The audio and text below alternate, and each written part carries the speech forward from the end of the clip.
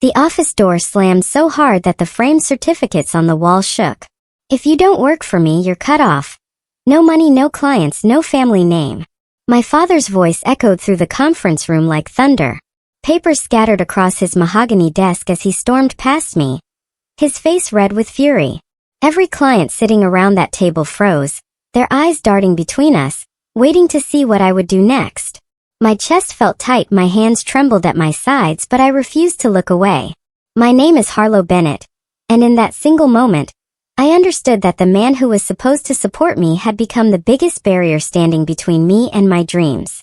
Everything I thought I knew about family loyalty shattered like glass hitting concrete. The silence that followed his exit was deafening, filled only with my racing heartbeat and the uncomfortable shuffling of expensive leather chairs. I sat alone in my small apartment that night, staring at my phone screen. 17 voicemail notifications blinked at me accusingly. These weren't random callers. These were clients I had personally worked with for 3 years. People who trusted me, who valued my advice and dedication. Every missed call felt like a knife twisting deeper into my chest. My father had contacted each one within hours of our confrontation, poisoning every professional relationship I had carefully built. I clenched my fists so hard my nails dug into my palms, fighting back tears that burned behind my eyes. The anger felt like fire spreading through my veins, but beneath it lay something colder and sharper: determination. This wasn't just another family argument that would blow over after a few awkward dinners. This was different. This was deliberate destruction. This was my father declaring war on my independence, and I realized with absolute clarity that I had two choices: surrender or fight back. Lying awake that night, memories flooded back with painful clarity. I remember being 14, excited about a school business project, only to have my father rewrite my entire presentation because it wasn't professional enough. I recalled my first part-time job at 17. He had shown up unannounced 3 times in 1 week, questioning my manager about my performance. Even my college friendships had been subject to his scrutiny, with him running background checks on anyone I mentioned more than twice. At the time, I had rationalized his behavior as protective parenting, maybe even love in its own twisted way. But now I saw the pattern clearly. Every choice I made, every small victory I celebrated, every independent thought I expressed, he had monitored, controlled, and ultimately crushed them all. The cutoff wasn't a sudden reaction to one disagreement. It was the inevitable climax of 26 years of emotional manipulation, a final power play to prove he owned me completely. I decided against making any dramatic announcements or posting defensive statements on social media. Instead, I spent the next week having quiet coffee meetings with former colleagues, reaching out to industry contacts my father didn't know about, and carefully planning my next moves. Each conversation was strategic, thoughtful, and deliberately low-key. I met Angela Torres, a marketing consultant I had collaborated with on a project 2 years ago, at a small cafe downtown. She listened carefully as I explained my situation, then surprised me by offering to introduce me to 3 potential clients outside my father's network. By the end of that first week, I had 7 meetings scheduled, all with people who knew my work ethic and capabilities independent of my family name. Every phone call felt like laying another brick in the foundation of my comeback. I kept a detailed notebook, tracking contacts, opportunities, and strategies. My father had the advantage of established power, but I had something he had lost years ago: genuine relationships built on respect rather than fear. 2 weeks after the confrontation, I ran into Thomas Whitmore at an industry mixer. He was an old family friend who had known me since childhood, someone I had always trusted. We chatted casually about the weather and upcoming business trends before he leaned in with a concerned expression. "Your father mentioned he's worried about your judgment lately," he said quietly, as though sharing something confidential. "He said you've been making impulsive decisions, not thinking things through like you used to." The words hit me like ice water. My father wasn't just cutting off my money and clients. He was actively undermining my credibility, spreading doubts about my competence to anyone who would listen. I managed to keep my smile steady, thanked Thomas for his concern, and excused myself before my hands started shaking. Outside in the parking lot, I sat in my car and let the full weight of the betrayal wash over me. The anger burned hotter than before, but beneath it something else grew, an iron resolve that would not bend or break. A month into my exile, strange things started happening. First, it was a text message from Patricia Huang, one of my father's longest-standing clients. Hope you're doing well. Would love to grab lunch sometime. Then came an email from Marcus Webb, another major account, asking if I was available for a consultation on a project. The messages were carefully worded, professional, neutral, but the subtext was clear. These clients were reaching out to me specifically, not to my father's company. I met Patricia at an upscale restaurant where she spoke in hushed tones about her frustration with the company's recent direction. Your father's become impossible to work with, she admitted, stirring her coffee absently. Everything has to be his way, no flexibility, no innovation. We've been loyal for years, but honestly we stayed because of you. Marcus echoed similar sentiments when we met. The shift was subtle at first, just hints and careful words, but it represented something powerful. The first real glimmer of hope that I could succeed outside my father's shadow. During those early weeks of independence, I rediscovered skills my father had always dismissed as unnecessary or impractical. He had insisted that business was about following established procedures, maintaining traditional relationships, and never deviating from proven methods. But I had always been different. While pretending to conform to his rigid rules, I had quietly taught myself advanced negotiation techniques by reading books late at night. I had studied innovative business strategies that emphasize flexibility and client-centered solutions. I had developed a talent for seeing opportunities where others saw only obstacles. These skills, hidden and undervalued for so long, suddenly became my greatest assets. I created detailed proposals that addressed specific client pain points rather than offering generic solutions. I researched each potential partner thoroughly, understanding their needs before our first meeting. My father had built his success on intimidation and reputation, but I was building mine on genuine value and creative problem-solving. The betrayal had stripped away his protection, but it had also revealed my true capabilities. One evening, I attended an industry reception where my father was scheduled to speak. I kept to the shadows, nursing a glass of wine and listening to conversations. That's when I overheard him talking with two senior executives from his company. They stood near the bar, voices low but not low enough. Harlow's trying to go independent, my father said with a dismissive laugh. Give it 3 months before she comes crawling back. I'm already working on making sure no serious clients take her seriously. One executive nodded, suggesting they spread word that I lacked the necessary experience for major contracts. The other mentioned contacting mutual business associates to warn them about my instability. I felt my stomach drop, but I forced myself to stay calm and keep listening. They discussed specific tactics, names of people they would influence, strategies to isolate me professionally. The sting of hearing my own father plot my failure was sharper than any previous betrayal. But as I walked to my car that night, I realized he had given me something valuable. Detailed knowledge of his plans, which meant I could anticipate and counter every move. Victoria-chan, I remembered just as I was about to recall her name fully. Let me call her Victoria Cross instead. She had worked with my father for 5 years before leaving his company last year. She had always been kind to me, offering advice when I felt overwhelmed and celebrating my small victories when no one else noticed. We met for coffee at her suggestion, and she didn't waste time with pleasantries. I left because your father's leadership style is toxic, she said bluntly. He takes credit for other people's work, micromanages every detail, and throws people under the bus when things go wrong. You're better off without him. Over the next several weeks, Victoria became an unofficial mentor. She introduced me to her network, reviewed my business proposals, and helped me understand the nuances of operating independently. She taught me about contract negotiations, client retention strategies, and how to build a reputation based on consistent excellence. Each meeting with her reinforced a truth I was finally accepting. Success didn't require my father's approval or his resources. It required skill, dedication, and the courage to trust my own judgment.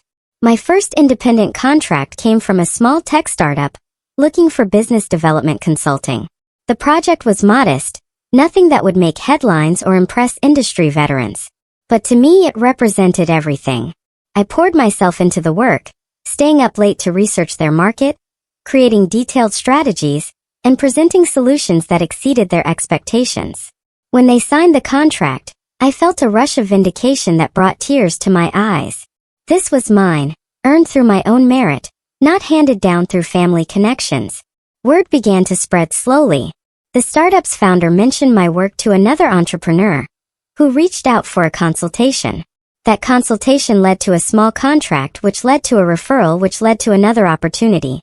Each win was quiet, almost invisible compared to the massive deals my father handled, but they were proof that my skills alone could shine. I kept detailed records of every success, every positive client review, every completed project.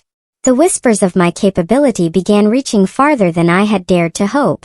News of my independent progress eventually reached my extended family, and their reactions varied wildly. My Aunt Beatrice called to offer congratulations, genuinely proud of my courage. My Uncle Frank, however, lectured me for 20 minutes about family loyalty and respecting my father's position. Cousins took sides, some supportive and others coldly distant. At a family gathering 3 months after the confrontation, the tension was thick enough to cut. My father sat at the head of the table, pointedly ignoring me while making loud comments about the importance of family unity. My grandmother pulled me aside, eyes sad but voice firm. "Your father is stubborn, but he's still your father," she said. "Don't let pride destroy your family." I wanted to explain that I hadn't destroyed anything, that I was simply refusing to be controlled, but I knew she wouldn't understand.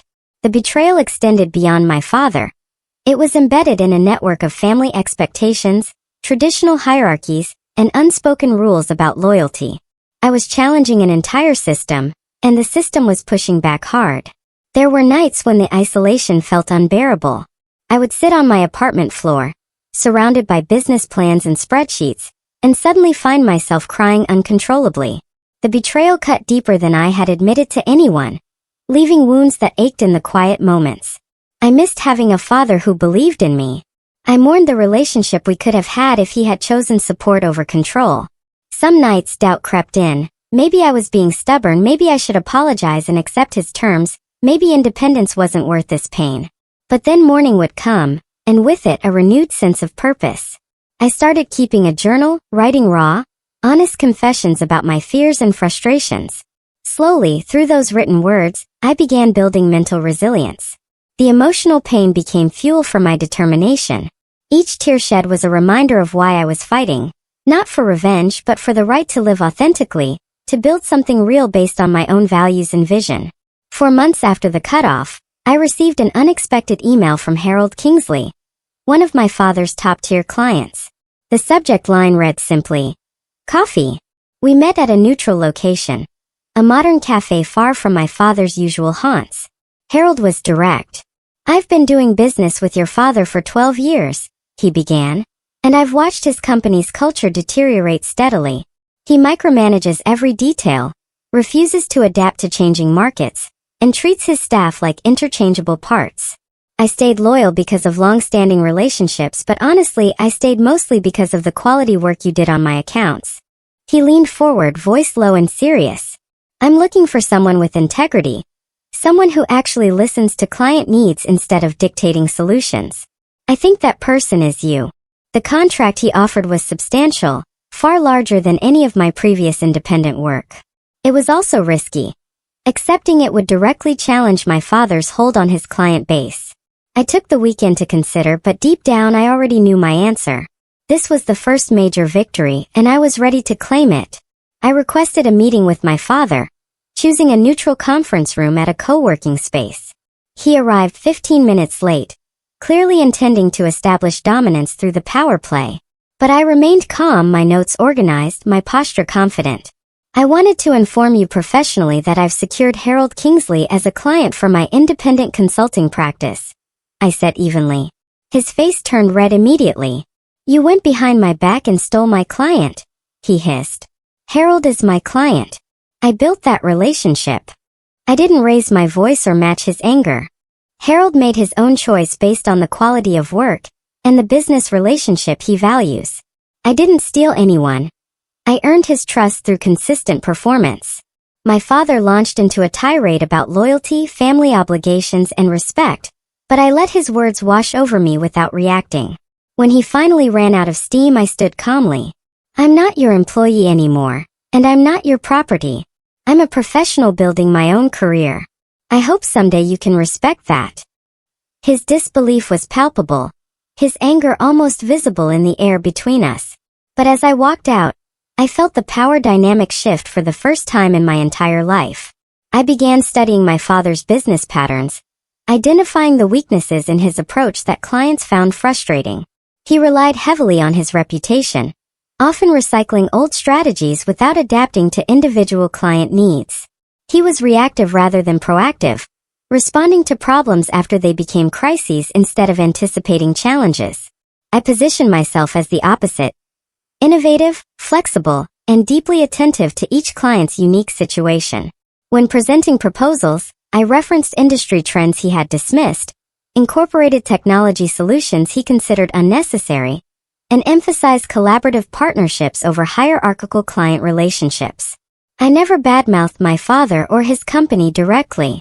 Instead, I let my work speak for itself, demonstrating through results why clients were increasingly drawn to my approach. Subtlety became my most effective weapon. I didn't need to attack his reputation. I simply needed to offer a better alternative. This wasn't about revenge or cruelty.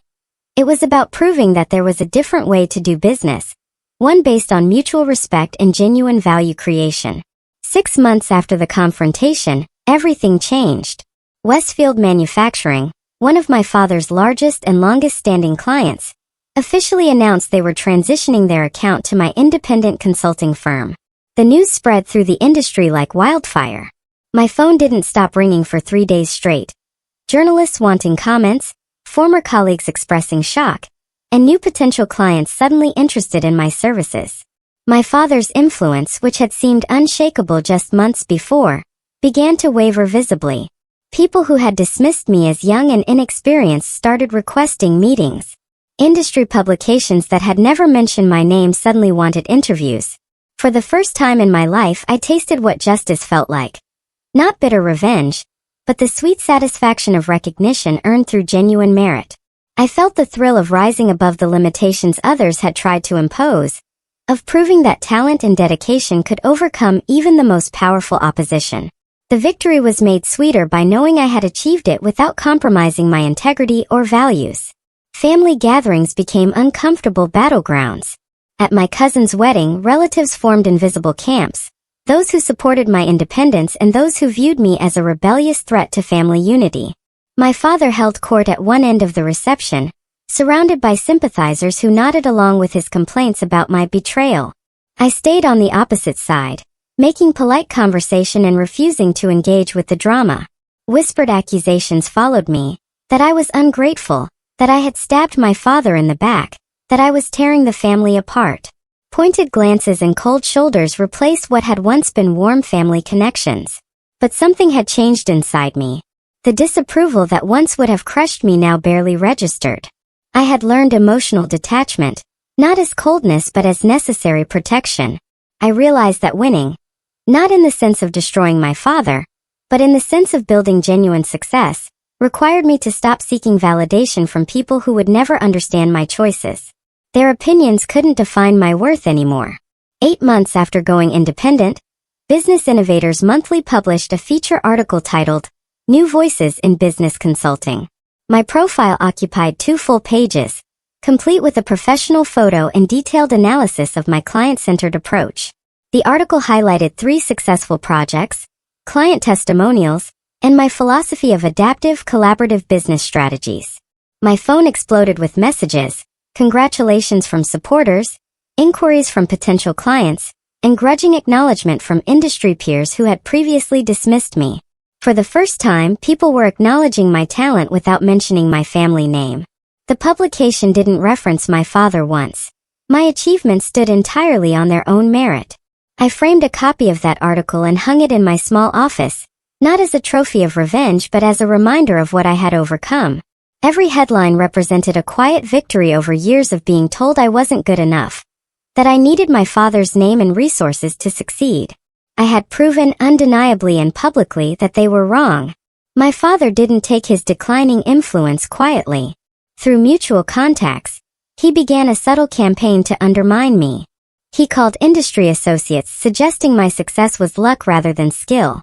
He implied to potential clients that my independence was a phase, that I lacked the experience for major projects. He even contacted several of my clients directly, offering them better deals if they returned to his company. But I had anticipated these moves. When a client mentioned my father's call, I responded with professionalism, providing detailed project results and letting my work speak for itself. When rumors circulated about my supposed inexperience, I published case studies documenting successful outcomes. Every manipulation attempt became an opportunity to demonstrate my competence and integrity. I never responded with anger or defensive attacks. Instead, I maintained steady professionalism, letting the contrast between my approach and my father's desperation speak volumes. Industry insiders began noticing the difference, and his tactics backfired spectacularly. The more he tried to diminish me, the more his own insecurity became apparent. The turning point came when Global Tech Industries, a multi-million-dollar technology corporation, officially signed a year-long consulting contract with my firm. This wasn't a small business or a disgruntled former client of my father's. This was a major industry player choosing me based purely on merit and proposal quality.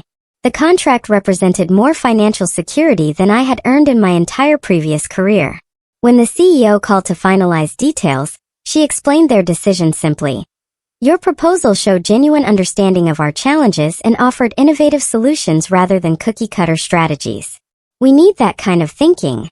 The clients who had once followed my father exclusively were now calling me their new partner.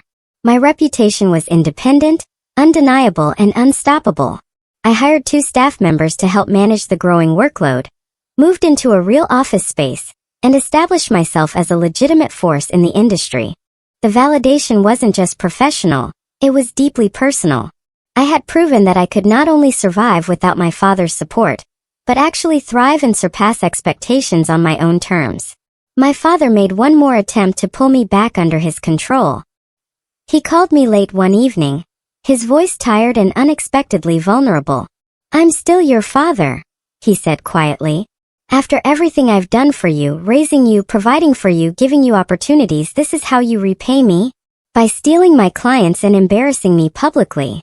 He appealed to guilt, invoking memories of my childhood, reminding me of family obligations and the Bennett legacy. His words were carefully chosen, designed to trigger the conditioned responses he had spent years instilling. For a moment, just a brief flicker, I felt the old pull, the desire to make peace, to be the dutiful daughter, to sacrifice my independence for family harmony. But then I remembered the conference room confrontation, the deliberate sabotage, the whispered campaigns to destroy my credibility. I held my ground, voice steady and firm. I didn't steal anything. I earned every client through my own work. I'm sorry you can't see that. I refused to stoop to his level of manipulation or match his emotional blackmail. Every attempt he made to control me only reinforced my strength. A year after the initial confrontation, I had achieved something I had barely dared to imagine. Complete financial independence and professional recognition that stood entirely separate from my family name.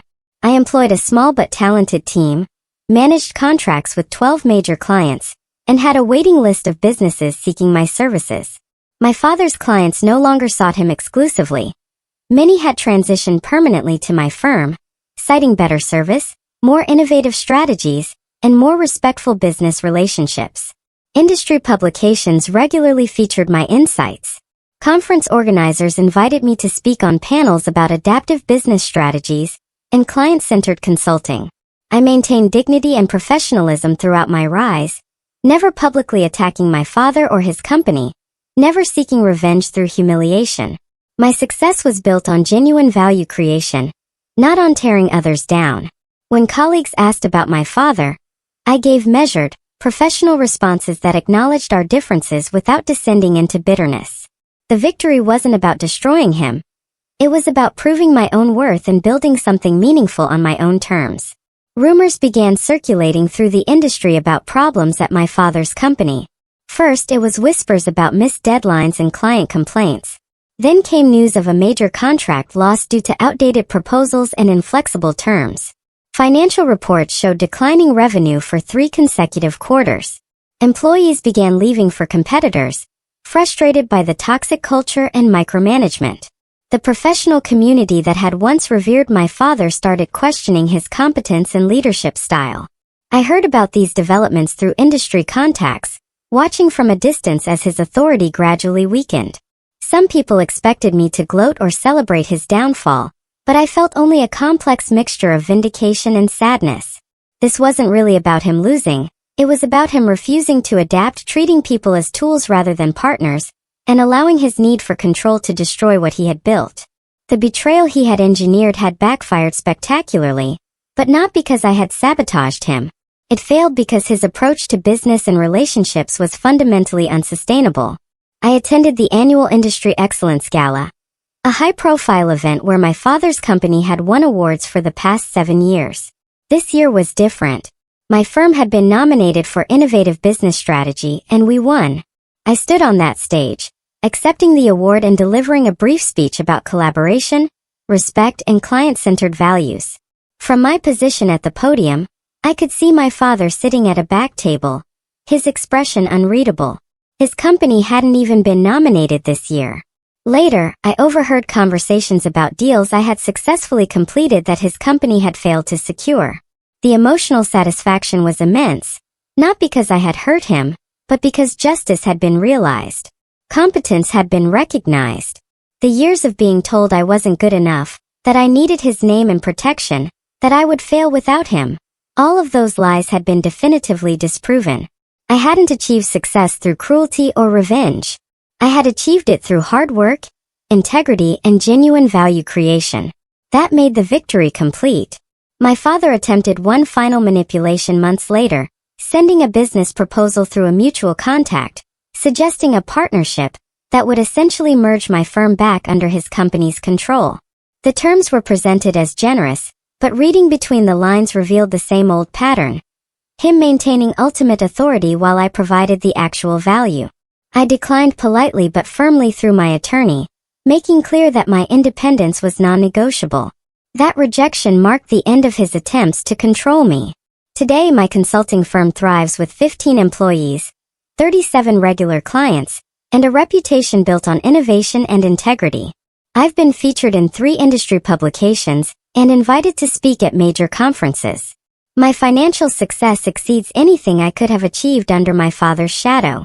More importantly, I've built genuine relationships with clients who value my work, rather than my family name. Friends and colleagues celebrated my rise, not as revenge against my father, but as triumph of perseverance and authentic talent. I finally feel peace, not because I destroyed anyone, but because I proved that independence, dignity, and self-worth matter more than any inherited legacy. The betrayal that once threatened to destroy me ultimately led to growth, freedom, and a success more meaningful than I ever imagined possible.